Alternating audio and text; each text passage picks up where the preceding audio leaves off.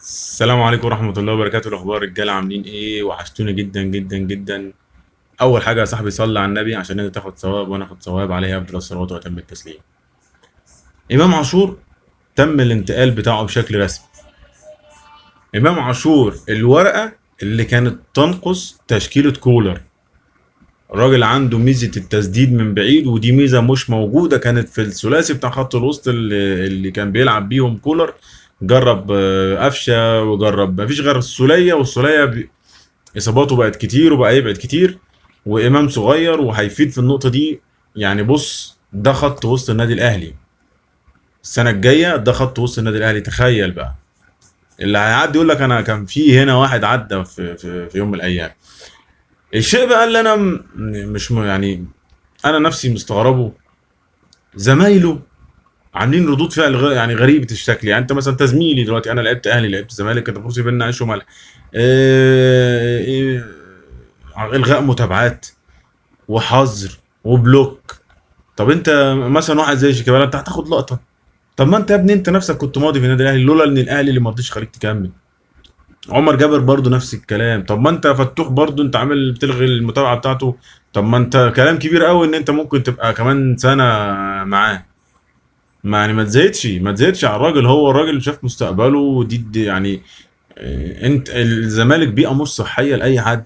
وبعدين مش اول واحد يلعب ينتقل من الزمالك للاهلي.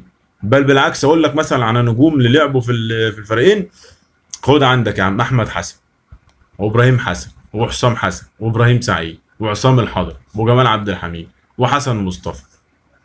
كل دول كانوا في الاهلي وراحوا لعبوا عندك بعد ما عملوا مشاكل مع الاهلي. انت بقى رحت، انت ما فيش بقى لا تقول لي تقعد تزايد على المبادئ، والمبادئ خدتهم عادي ولعبتهم عندك. ولا واحد فيهم فرق معانا، وخدنا استمر الاهلي في البطولات واستمر في كل اللي هو بيعمله. فانت ما تزايدش. مش اول واحد هو يلعب من هنا لهنا. بالعكس، دي شطاره من اداره الاهلي، مش اي حاجه تانية. وانت ما انت عبد الله سعيد كنت عايز تجيبه. انت اللي بدات النكش. وبعدين ما احنا، انت بقى عايز بقى الصح بقى، ما انت واخد رؤى.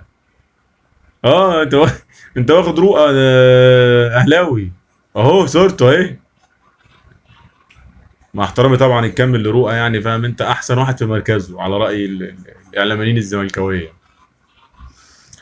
الحاجه برضو اللي احزنتني انا شخصيا، انتقال ايمن اشرف من النادي الاهلي لنادي البنك الاهلي. طبعا عمل وداعيه مع زمايله وكان فيها احتفال وفيها دموع.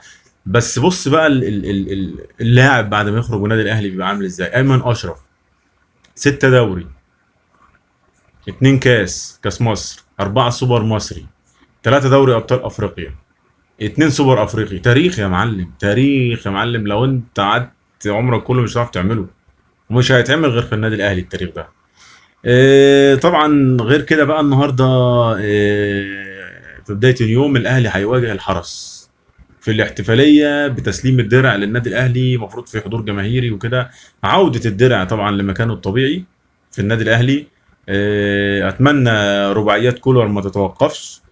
والراجل عايز، هو تعليماته كده واضحه جدا وكله فاهمها، حتى اللعيبه بتوعته فاهم، عايز دوري بلا هزيمه ويوصل ل 90 نقطه كاول فريق في تاريخ الدوري المصري بعد ما 18 فريق يوصل لنقطه 90. وسهله على فكره، الموضوع مش صعب، الموضوع في المتناول. كل الدوري المصري بالنسبه لك دلوقتي كاهلي في المتناول.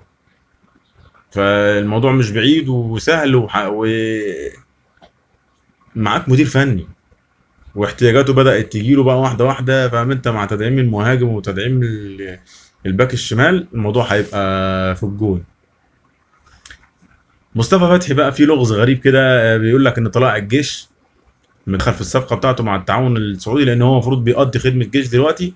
فاحتمال كبير على فكرة زي ما حصل مع ايمن حفني ان مصطفى فتحي تلاقاه بيلعب في طلائع الجيش. انت متخيل؟ عادي والله، تحصل عادي. في بقى ايه على الجانب الدوري السعودي. الحاج كريستيانو رونالدو الفريق بتاعه بيلعب سيلتا فيجو. سيلتا فيجو فريق مش فريق قمه في الدوري الاسباني. اتغلب 5-0. 5-0 عشان بس تقول لي ايه، طالع يقول لك رونالدو انا مش هلعب في اوروبا تاني. ما يا ابني انت كده على الوضع اللي احنا شايفينه ده، ما حدش في اوروبا يقول لك تعالى العب تاني. انت ايه اللي بتعمله هناك؟ انت بوظت الدنيا. يلا بقى انت الحاجه الوحيده ان انت تعلن اسلامك كده، انت بقى حاجه صح. في النهايه يا صاحبي ما تنساش